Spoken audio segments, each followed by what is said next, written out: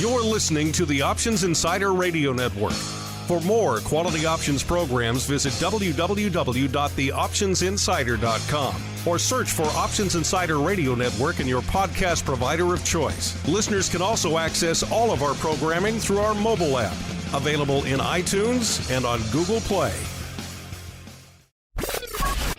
And now, it's time for the show that breaks down the options market from unusual activity alerts to market analysis, strategy overviews, listener questions, and much more. If it involves puts and calls, then our all-star panel will break it down. It's time to hit the Option Block with your host, Mark Longo from the Options Insider Media Group and co-hosts Uncle Mike Tusaw from St. Charles Wealth Management, Mark the Greasy Meatball Sebastian from OptionPit.com, Andrew the Rock Lobster Joe Benazzi from OptionPit.com, and Henry the Flowmaster Schwartz from SIBO. The Option Block is brought to you by SIBO. SIBO's suite of S&P 500 index options, SPX and mini S&P 500 XSP options, allows traders to speculate on the direction of the market, generate income, and hedge for downside protection of their portfolio of stocks. No matter what kind of trader you are, there's plenty of useful information to take the guesswork out of creating your portfolio strategy and to help you make more educated moves in the market. Visit www.sibo.com/SPX today to learn more. The views expressed herein are those of the speakers and do not necessarily reflect the views of CBOE Global Markets Incorporated or any of its subsidiaries, collectively CBOE. The information provided is for general education and information purposes only. There are important risks associated with transacting in any of the CBOE products or any of the digital assets discussed here. Before engaging in any transactions in those products or digital assets, it is important for market participants to carefully review the disclosures and disclaimers contained at www.cboe.com/US_disclaimers. These products and digital assets are complex and are suitable only for sophisticated market participants. These products involve the risk of loss, which can be substantial and, depending on the type of product, can exceed the amount of money deposited in establishing the position. Market participants should put at risk only funds they can afford to lose without affecting their lifestyle. And now, get ready to hit the Option Block. All right, everybody, that music means we are back. It is Thursday. Time to rock out with episode 2 of your bi-weekly options extravaganza known around the globe as the Option Block. My name, of course, is Mark Longo, coming at you here from the Options Insider Radio Network, a.k.a. your home now for over 19 years of your favorite options podcast. Yes, before there was an iPhone, there was an Options Insider Radio Network. Good times were had by all. Make sure you subscribe to the full network if you're not. Otherwise, you're missing out on a whole bunch. And if you don't want to miss out on something really cool, you've been asking for us to do another one for a while. And we are next Tuesday. Vol Deathmatch 2.0 is popping off. Be there or be squared. The Flowmaster versus Scott Nations. 2 men enter, only one can emerge victorious. If you want to be part of the battle, maybe even suggest some topics for them to fight over, and most importantly, determine the winner. Thumbs up, thumbs down, like a Roman emperor of old, presiding over the gladiator arena. Only one place you can go to have all that fun. Trust me, it's a good time. TheOptionsInsider.com/pro is the place to go to learn all about that fun as we learn who's joining us on the old OB. Episode due for the week. First, out to the hinterlands of Chi-Town we go, where we are greeted warmly by the uncleest of Mikes, Mr. Uncle Mike Tusaw from St. Charles Wealth Management, who might be a little bit distracted because there is a bit of a buying opportunity in front of him today, and he is busy clicking that button. Mr. Uncle Mike, welcome back to the show, sir. Always a pleasure to be here. It's going to be interesting. We're close to when the show started, we were actually negative on the year for just a second, and it's going to be interesting to see if the option block effect can make the markets go higher this hour. Did you have a little bit of the heebie-jeebies the second we went red on the year? Were you saying to yourself, I don't know what to do with my hands? Did you have a bit of a panic attack? I've had the heebie-jeebies for 20 years, so the heebie-jeebies are a normal thing to me. That should be on your business card. I have the heebie-jeebies at night, so you don't have to. Uncle Mike. I get paid to have the heebie-jeebies. There you go. I get paid to have it. Your kids ask you what you do, so I get paid to have the heebie-jeebies. And a man who always has the heebie-jeebies, except when he's on this show, or when he's selling off garbage armor that he found on the street. None other than the flow master himself, Mr. Henry Schwartz. From SIBO East, Mr. Flowmaster, welcome to the Thursday edition of the show. How you doing, sir? I'm doing great. Mark and Mike, good to see you and good to see all our, listen to all of our listeners. Plenty of things happening today, so I'm excited to be here. And I've also been doing some very deep diving into AI assisted coding of Python scripts to analyze option flow and come up with some pretty nice summaries. So I just pasted a section in for you, which is a quick look at the 0DTE single stock option volume, which came out really, really nice. And lots to talk about, lots moving around today. So it's an exciting one. It has been a hot subject of discussion, those new 0 days. Let's get to all that fun. What's popping off in the market? Let's find out, listeners. It is time for the trading block. It's time to break down the latest topics, trades, and trends in the world of options. It's time for the trading block. All right, everybody. Welcome to the trading block, the portion of the show where we break down what the heck is trading, what is lighting up our tape out there today. And you know what, listeners? It's another one of those days where if you don't like what's going on in the market, maybe just wait 5 minutes. It may not change direction, but it can certainly change intensity. And that's pretty much what we're seeing out there today. A whole mess of red on the screen, as Uncle Mike mentioned, flirting with turning red on the year now. S&P, as we're kicking off the show, off a little over 1.25%. The Dow off a similar percentage. And the NASDAQ getting the bit in his teeth to the downside, off almost 1.75%, about 1.7%. And our old buddy VIX Cash, not that long before showtime, was feeling frothy, feeling juicy at about a 19. That puts it up 1.75 points. It has since ticked up as we're kicking off the show, up to about a 20, in fact, a 20.25 right now, which puts us up about 3 points from where we were this time on the Monday show. So things getting spicy, things getting a little bit juicy.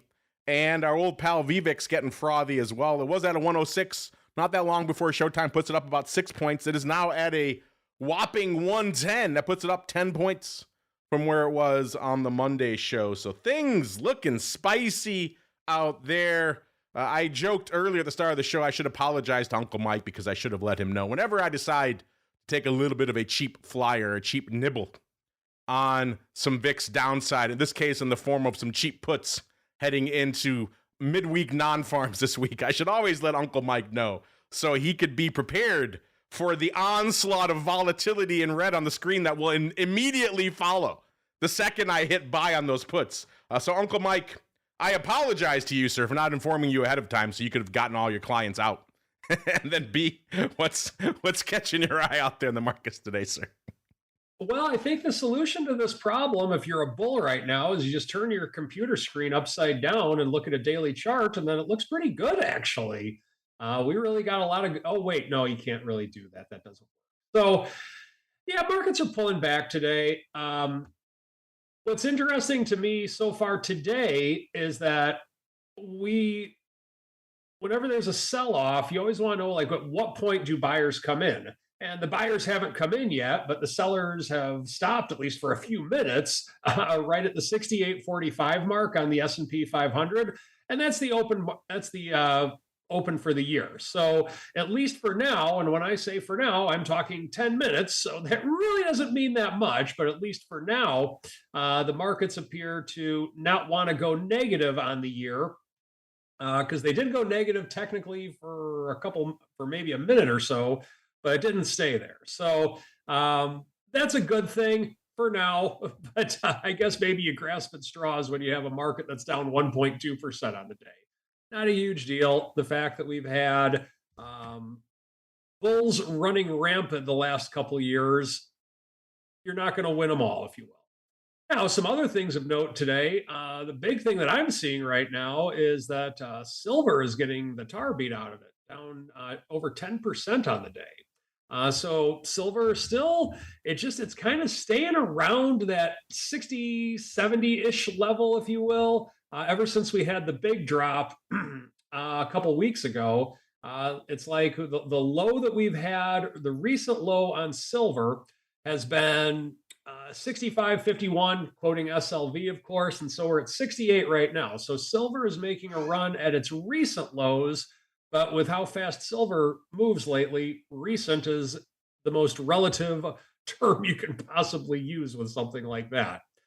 In terms of some names that we're seeing today, the big individual name that's really lighting up my tape, Apple, down 5% on the day. I was really kind of bummed out because for this month, we sold a 252 half call on Apple as a covered call. And I'm thinking, well, gonna have to do some finagling, maybe find something else for next month when expiration comes in a little over a week. But hey, might have a shot at being able to use Apple again without anything happening. So that's, I guess, part of the good news of what we have going on. Another name that's getting beat up pretty bad today, IBM. Big Blue has the blues, down over 5% on the day. Over 14 handles. So that is down. JP Morgan is down over 3%, down $10, holding the 300 level. Microsoft is actually up a penny on the day. So there is, oh, never mind, not anymore. But Microsoft was up on the day. So it's not total dire doom and gloom. So we do have some things that are actually happening to the good. But from what it sounds like, there's some things happening with the dollar. And I haven't had a chance to fully digest all of that yet, but it sounds like there's some things happening with the dollar. We are getting a little bit of a pop in bonds. IEF, the 7 to 10 year treasuries, is up 0.5% on the day. And then TLT, 20 plus year treasuries, is up over 1% on the day. So definitely a lot happening today. But as a sign for the bulls, whenever there's a lot happening and it feels like craziness and the market's only down 1.3%, not exactly a bad thing when you take a look at the big picture. Yeah, it feels like a lot more than 1.25% because it's not used to this color anymore, Mr. Uncle Mike. You know, you crazy bulls and your cabal, you've lulled us all into this false sense of security. We're all colorblind to the color red now. We just don't see it anymore. And when it pops up on our screens, it's just a shocking and horrific experience for all involved. Is it a shocking experience in this market? We will get there in a second. First, to the Flowmaster we go. Mr. Flowmaster, a lot of cool data. Let's start with what you got, what's catching your eye out there in the markets today as vol and the markets are popping. And then I do want to dig in a little bit because we were talking about this just yesterday in Options Bootcamp. It's obviously a hot subject, which is what is the uptake rate on these new 0 DTE single name options? Are people trading them? How much are they trading? What percentage?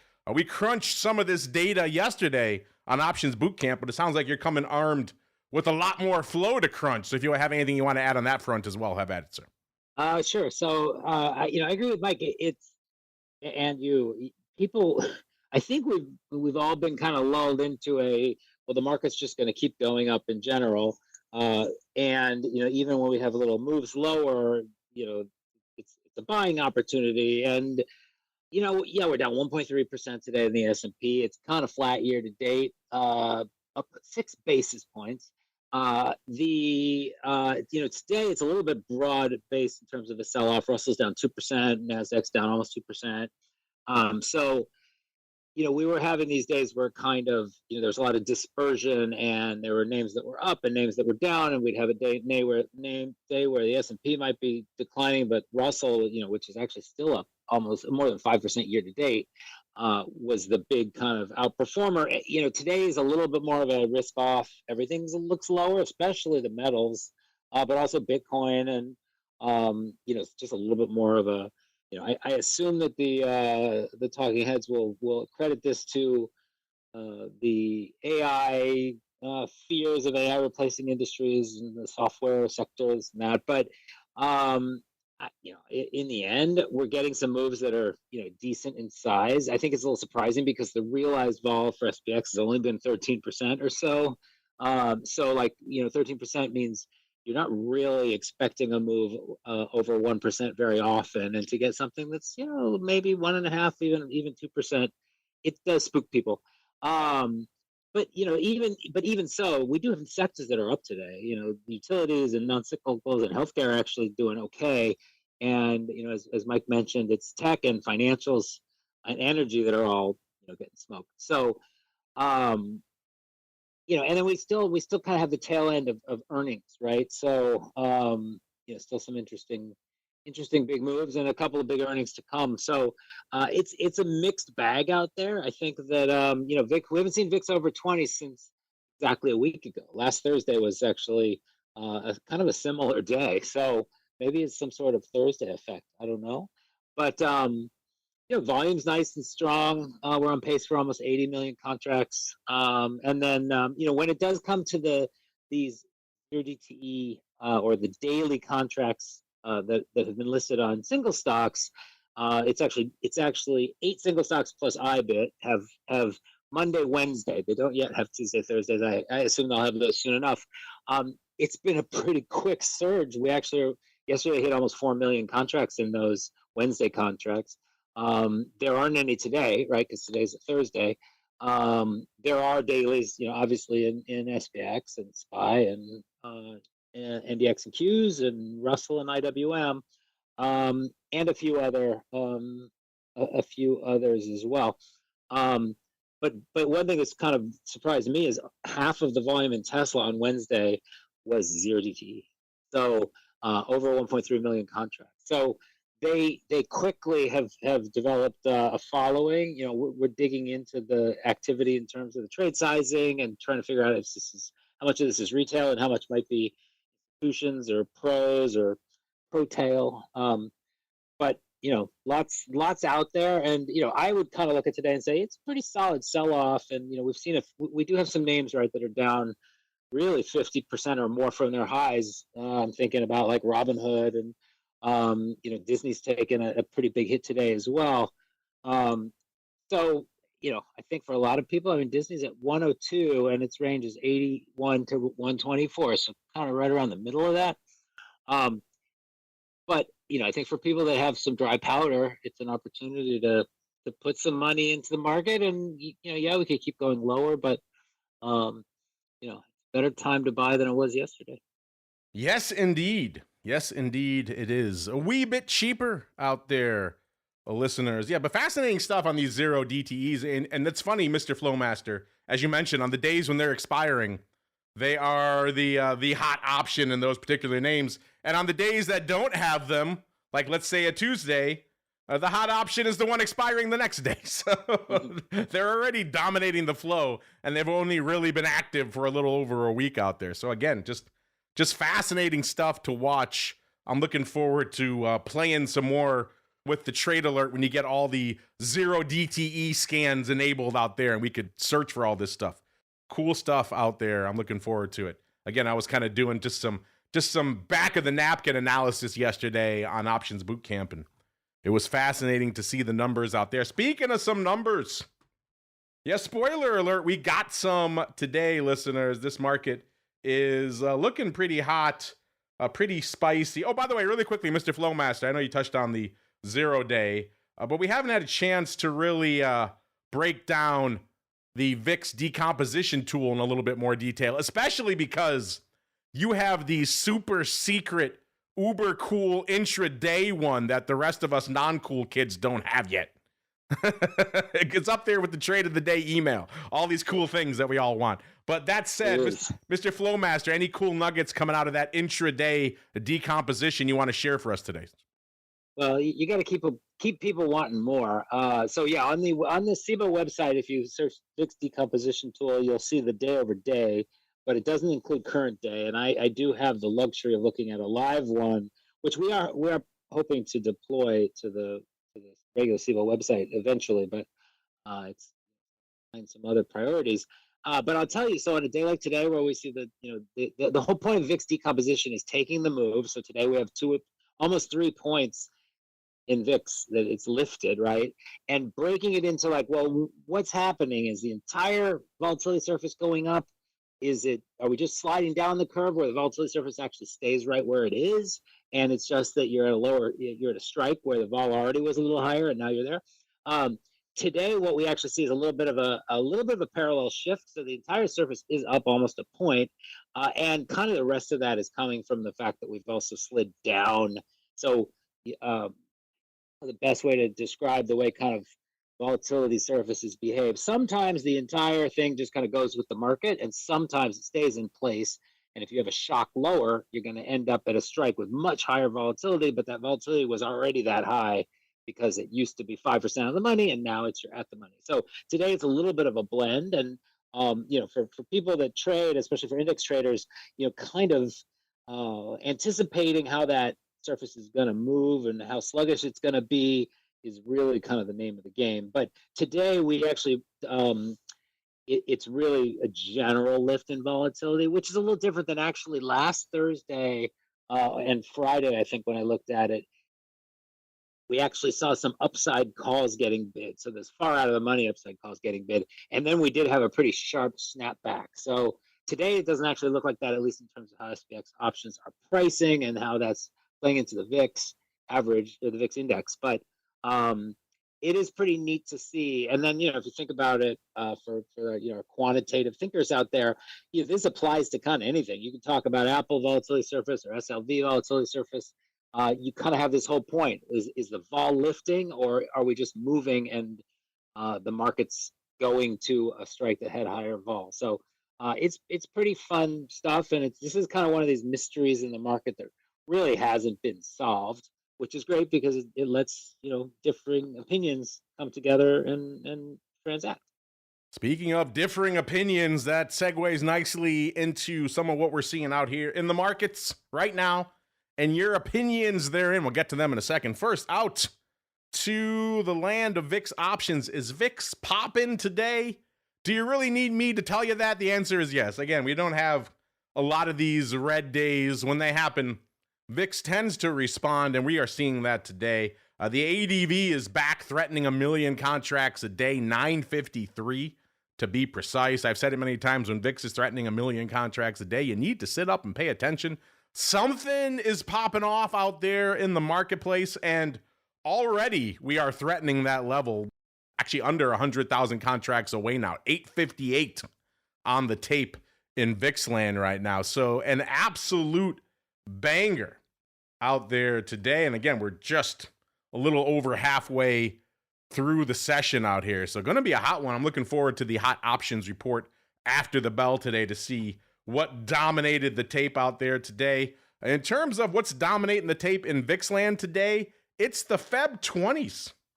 Our old pal, the Feb 20s. Makes some sense. It's a very psychologically significant strike level. Whenever we start popping, people look to the 20 level first. And right now they've traded already over 50,000 times. In fact, 54,000 to be precise. Average price right around 90 cents, listeners. So you know the drill. We have to ask you folks, are you down to buy those? Are you down to sell them? And we got a little bit more nuance today. We let you folks be a little bit more nuanced. Maybe you want to sell them in a spread or buy them in a spread. Right now, our audience is pretty split. Half of you roughly want to just straight up sell them. Not even worried about a spread. And right around half of you want to buy them, but as part of a spread. So you buy the 20s, maybe you sell the 25s or something else against that. I can't say I hate that on a day like today. Just make sure, we've said many times, if you're buying upside in VIX, have your exit strategy in place at the beginning, because chances are, if it plays out like 99 out of the last 100 vol spikes, you're probably going to need it. Maybe sooner than you might think, but we shall see. Quick top 5 here in VIX land. Number 2, 44,000 of the Feb 18 puts. 32 cents for those bad boys on average. So if you wanted a deal on some VIX downside, maybe that's your Huckleberry. Number 3, 44,000 of the Feb 17 puts. What kind of a madman would buy those? Like, I don't know, going into non-farms. I don't know. What kind of a madman would do such a thing?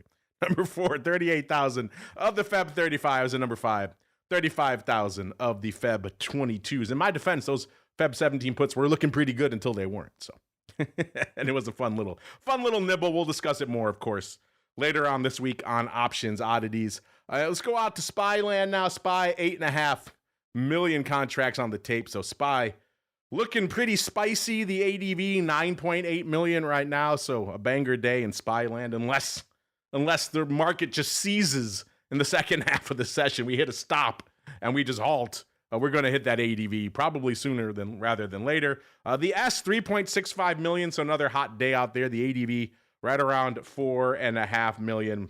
Small caps, man, another banger day out there. The ADV is 1.9 million, so looking pretty spicy again. And they're spicy from a volume perspective right now, 1.75 million. By the way, if you're wondering, small caps off to about 2.3%. So small caps, they like to lead the charge in either direction, and today it is leading the charge to the downside. You know, they've been having a heck of a year out there. Let's see how they're looking right now. Even with today's sell-off, they are still up a little over 4, about 4.2% year to date. So they've had a nice run in small caps so far this year. And then the Qs, right around 4.65 million contracts, the ADV 5.7. So yeah, it's going to hit that probably again, unless the market just absolutely shuts down in the second half. If you want to see how all that fun plays out, make sure you subscribe to the full network so you can get our good buddy Thor Odinson, aka the Hot Options Report, the latest and, dare I say it, the sexiest edition to the network. Let's keep going out here to the most actives. What is lighting up our tape out here? Is it a banger day out here in the single names? And the answer is yeah, but maybe not as hot as you might expect. Maybe we've just been biased lately too. We had that one day we were well north of 500,000 to break into the top 10. I think it was somewhere around 550, which is one of the spiciest days we've ever seen in the history of this show. So not quite there today, but well beyond our threshold for respectability.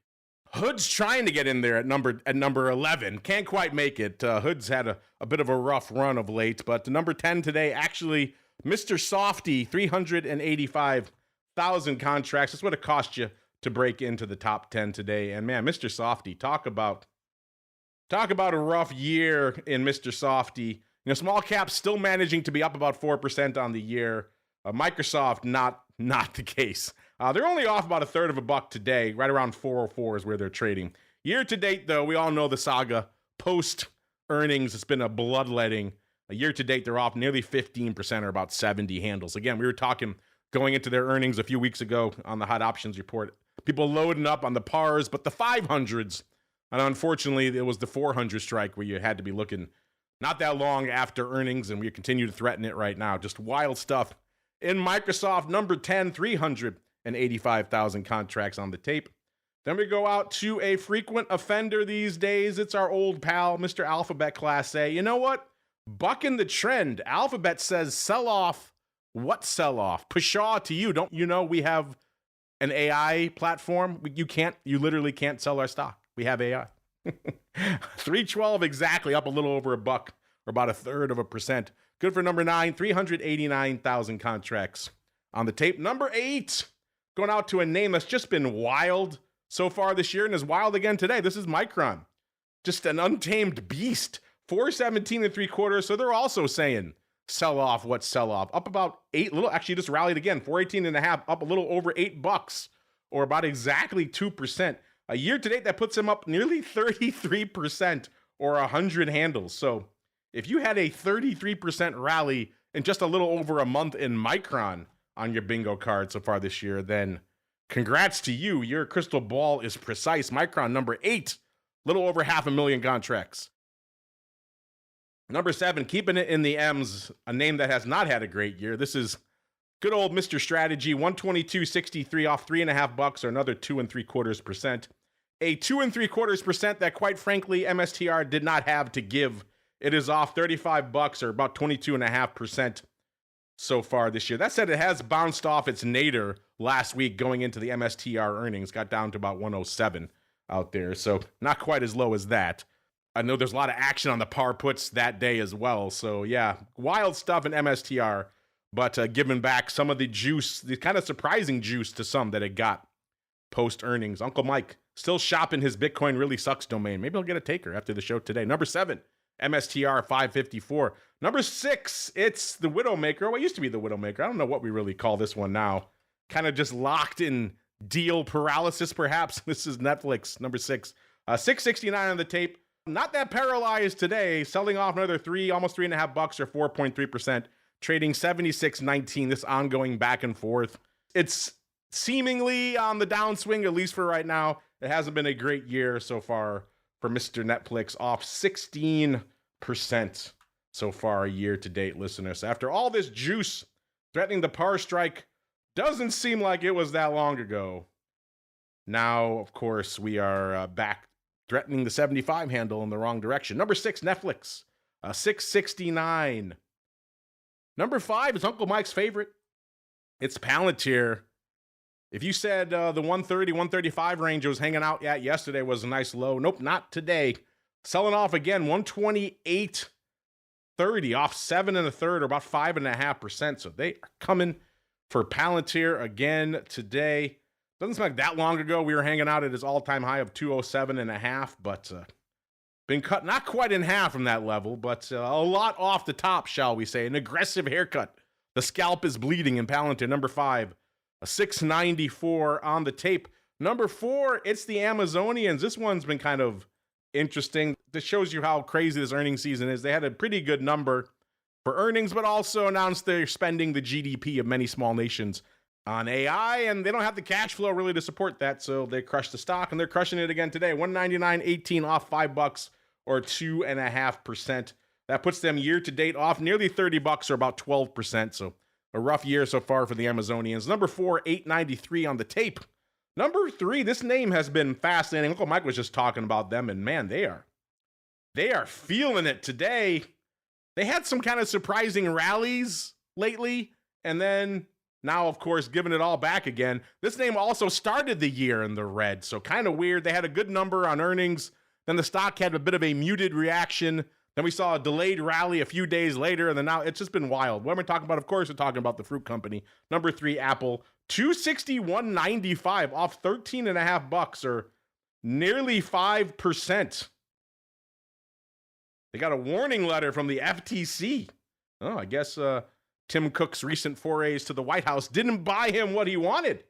Either way, off nearly 5% out there today, putting up 1.03 million contracts for the number 3 name, the fruit company. Man, they are coming for it today. Apple's had a hard time finding red lately after kicking off the year in the red. They've been in this nice run and giving it back, and now they're back in the red for the year again, off 3 1/3% or about 9 handles. So rough times for the fruit company. And then number 2 and number 1, you know what they are. The question is just the order. Tesla, number 2, 416.75, off nearly $12 or 2 3/4%, putting up 1.5 million contracts today. And the big dog, Nvidia, looking a little bit lighter today, 189.19, off about 80 cents or nearly 0.5%. So not a huge, wild day for Nvidia. I'm putting up 1.68 million contracts as well. Again, earnings popping off this week. You want to check it all out, all the reports, you know where to go. The website is the place to find it. We do have a Rivian and Coinbase popping off out there today, listeners. So there are some hot names to keep an eye on. A lot of names that you folks are probably still trading out there. Let me see if I can find some numbers for you. Really quickly, Coinbase after the bell, they're at 153.20 when we ran this report. They were pricing in $11.70. In the past, they've moved about 11 1/4, so almost $0.50 worth of extra juice. You could certainly argue, given everything that's been going on, that is merited. In fact, they've already sold off already today, about $12 or 8% to trading a little bit shy of 141. So they've already pretty much moved that straddle already. We had an interesting discussion on the crypto rundown earlier this week. Coinbase used to be kind of the earnings announcement, the bellwether for the crypto space. Some folks maybe think that's MSTR now. I'm curious where you fall on that. Wild stuff, wild times last week, trading MSTU strangles. All kinds of fun going on. Let's look at Rivian really quick as well. They're after the bell today as well. They're at 14 3/4, so below that 15 strike that I know Mr. Overby was kind of fixated on with some of his put trades not too long ago. Maybe he'll be intrigued by Rivian again. They were pricing in right around $1 3/4. In the past, they've moved $1.33, so right around 40 more cents worth of extra juice for Rivian. Is that merited?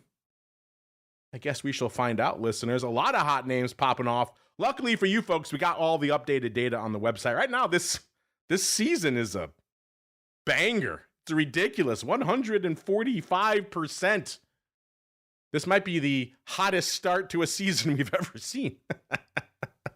We'll have to go crunch more numbers after the close here. But if you want to see all this data for yourself, you know where to go. Meanwhile, it's time for us to go right on into the odd block. It's time to break down the most interesting, unusual, and downright questionable options activity that's been identified by theoptionsinsider.com.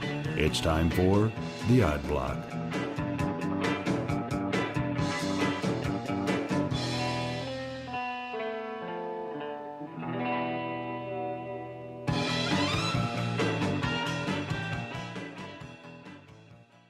All right, let's do it. Let's kick it off. Let's unleash the flow master, who, when he's not crunching 0-day flow and looking at VIX decomposition, is hunting for some cool trades for you folks here on the show. Let's kick it off in Uncle Mike's favorite fashion destination. Yep, we're talking about Dollar General, trading 148.50, up about 1 1/3 or about 0.9% out there.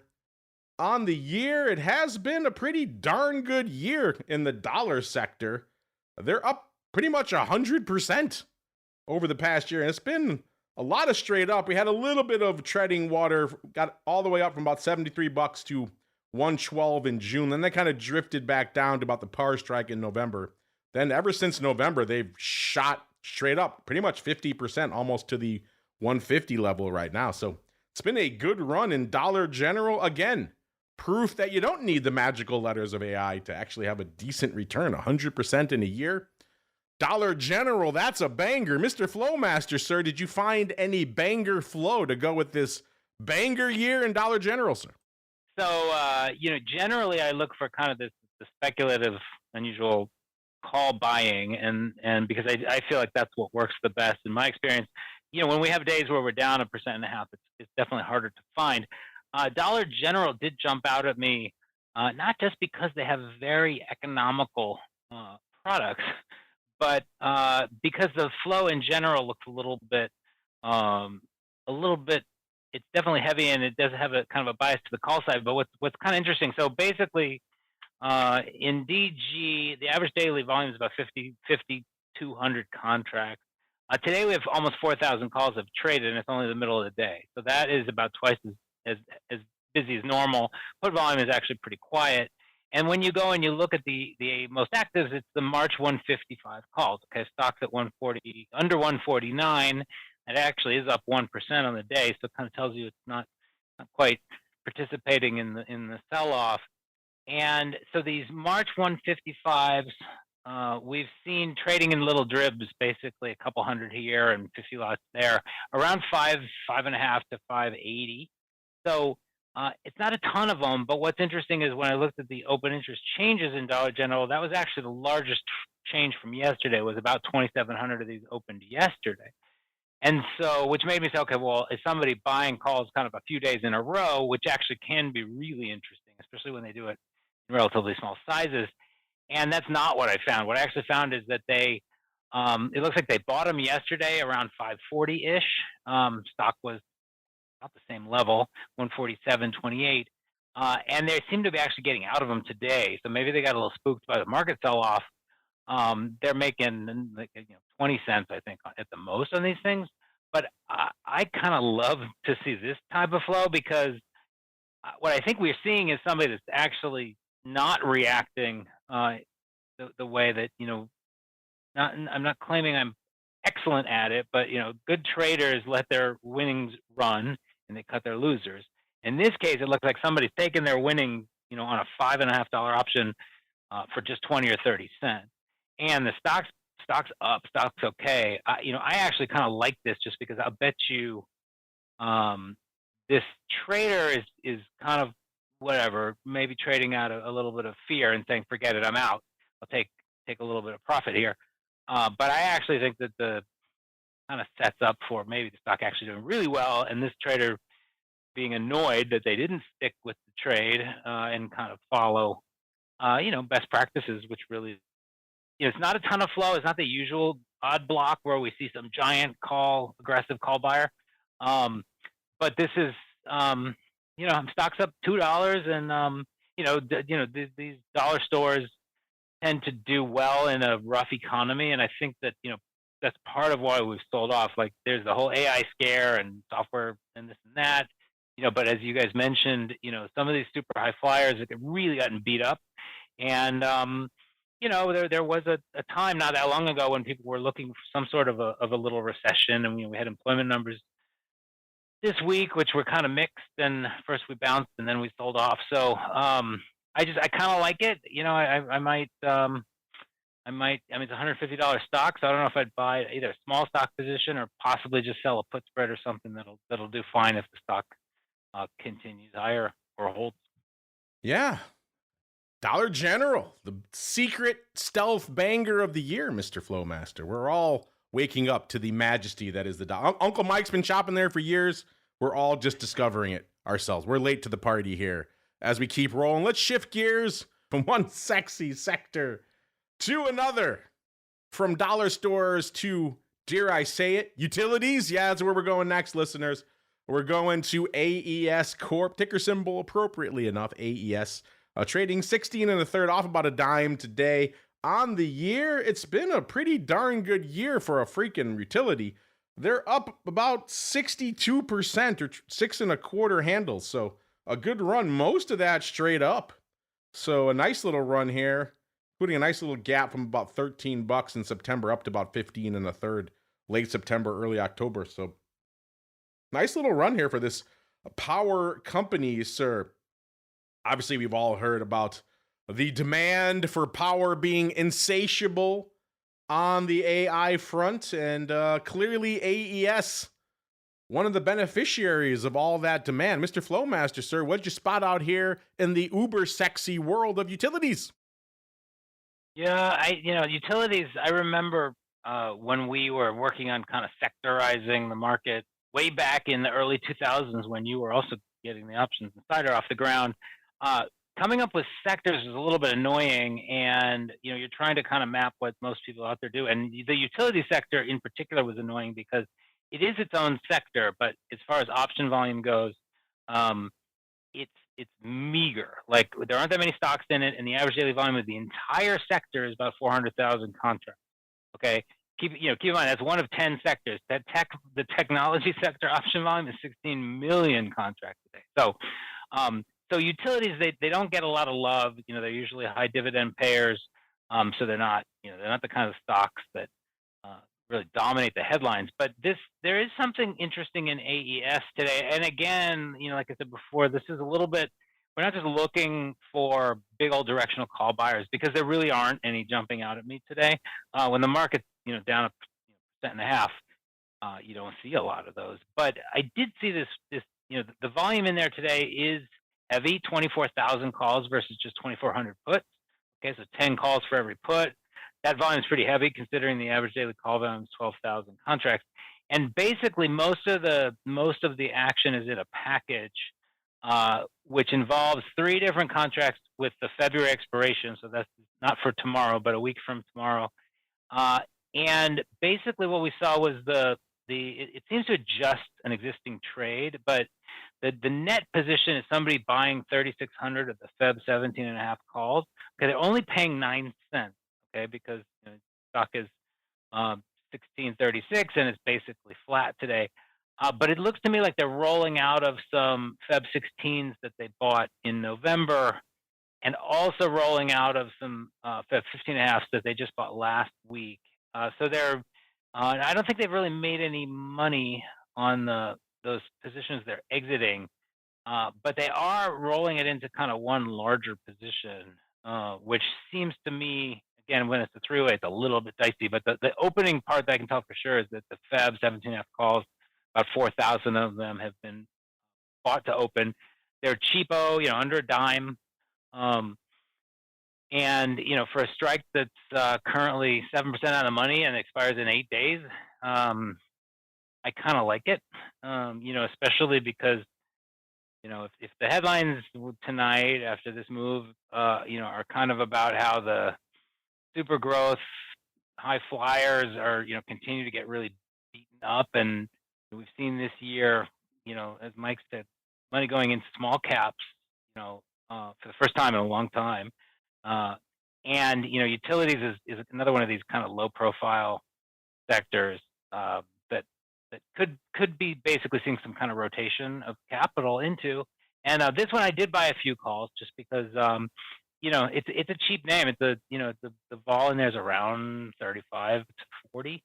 So the option is really not that expensive. It's only $16 stock. I bought a few of the March. What did I buy? I bought the March 18 calls, I think. So March 16. So we'll see. But I kind of like this one from the long side. Man, double dose of sex appeal, listeners. We had dollar stores and we had utilities. Check them out for yourselves if you are intrigued. Meanwhile, it's time for us to keep on rolling and go around the block. It's time to tell you what we'll be watching on our trading screens until the next episode. It's time for Around the Block. I know a lot of you probably have the vapors after that segment, so let me give you a moment to fan yourself off, to cool down while I break down some of the polls we've got going on right now. Right now, you folks, half of you want to buy those Feb 20s for about 90 cents. And then about 37.5% say you want to straight sell them. And then about an eighth, good old eighth, 3/8 and an eighth. Old time numbers, love it. Good old eighth coming in saying they want to sell them as part of a spread, listeners. So interesting stuff out there. You can vote at options. By the way, put another fun flash poll up there while we were talking here. Quite simply, a lot of red on the screen. We were joking earlier in the show about, is it time to hit the panic button? People are freaking out because they're not used to seeing a lot of red on the screen.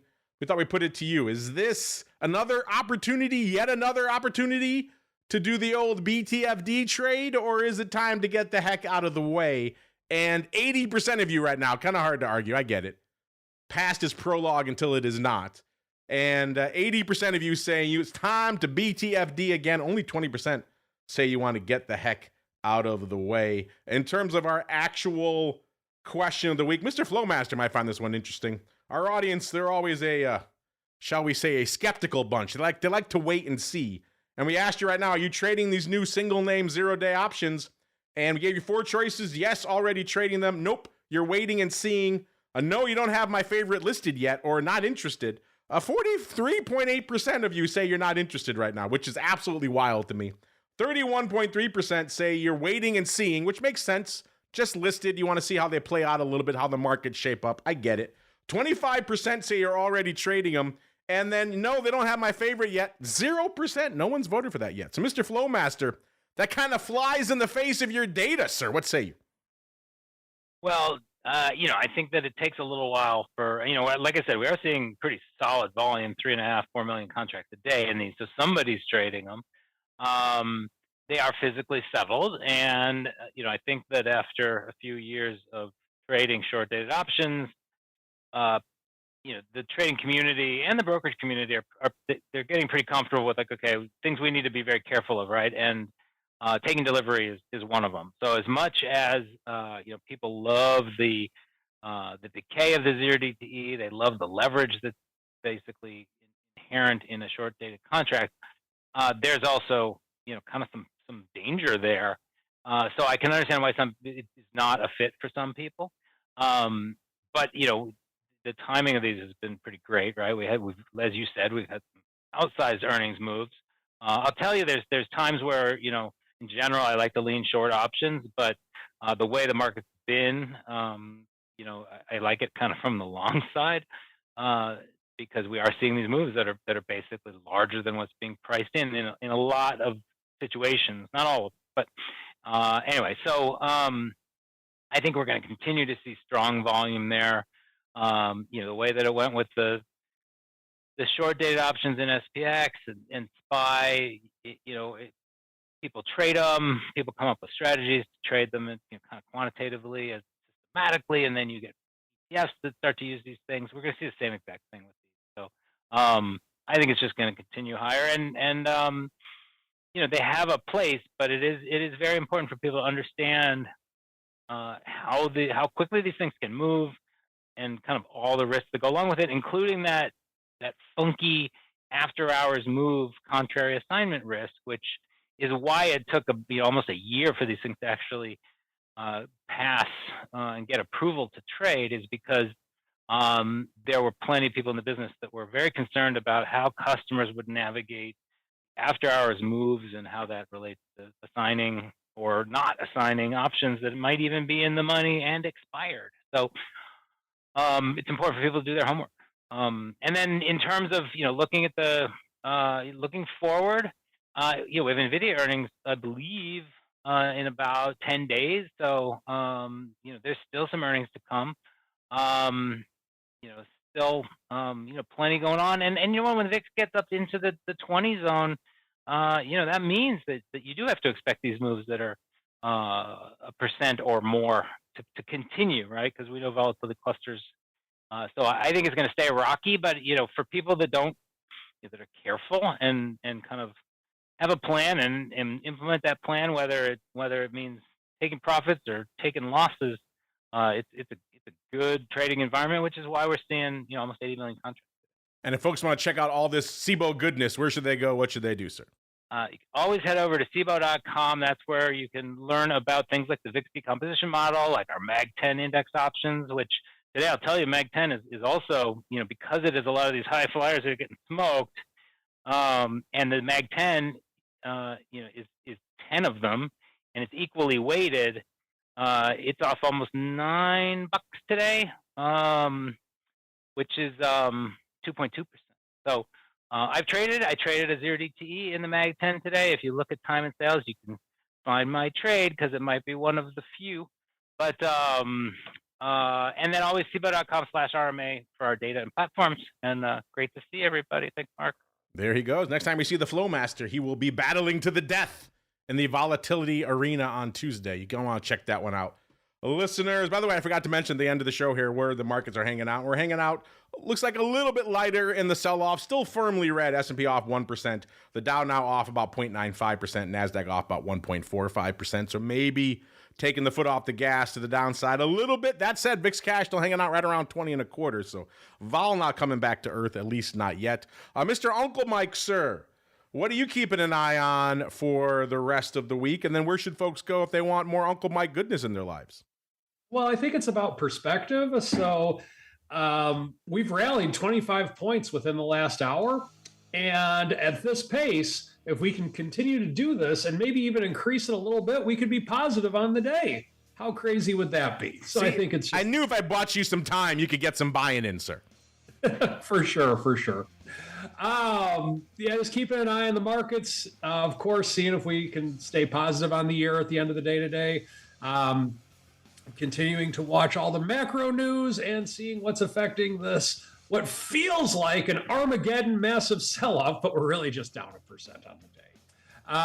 So watching that, and then if you would like to work with a financial advisor who tries to do stuff on days like today instead of just biting his nails and panicking, feel free to reach out to me. Go to stcharleswealth.com, book an appointment with me. Always happy to talk with any of our listeners. And check out my YouTube channel, too. There's going to be a lot more content coming on it. Just type in St. Charles Wealth Management. There you go. Check them out over there on the tubes. St. Charles Wealth Management is the place to go to learn more. We got to get on out of here. Back again in a little bit. I'll be joined by our good buddy, Mr. Kevin Green, a.k.a. the winner of our Fantasy Football League last year, to talk all things futures options. Should be a banger.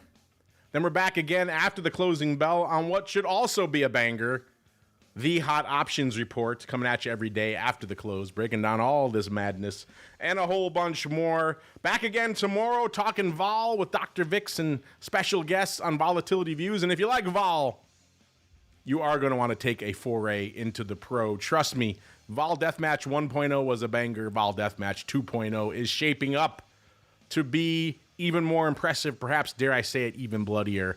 Get on over to the pro right now. TheOptionsInsider.com/pro is the place to go. That'll also get you access to Options Oddities coming up after Vol Views. Get you access to normally pro Q&As. You had a good one this week with Mr. VIXologist as well, but next week it's all about death matching. And then, of course, all kinds of good stuff. Giveaways, TheOptionsInsider.com/pro. You can heckle Uncle Mike and the Rock Lobster and Henry live during the show if the mood strikes you. Check it out. Going to be a bit of a banger next week, if I do say so myself. And then speaking of next week, we will be back one more time on the show. Join us then. And of course, stay safe out there, everybody.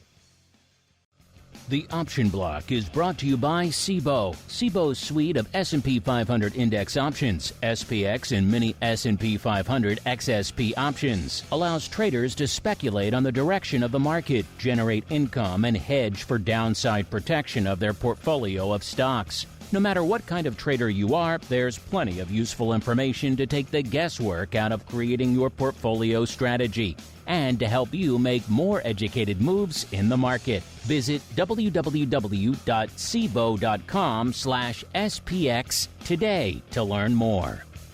The views expressed herein are those of the speakers and do not necessarily reflect the views of CBOE Global Markets Incorporated or any of its subsidiaries, collectively CBOE. The information provided is for general education and information purposes only. There are important risks associated with transacting in any of the CBOE products or any of the digital assets discussed here. Before engaging in any transactions in those products or digital assets, it is important for market participants to carefully review the disclosures and disclaimers contained at www.cboe.com/US_disclaimers.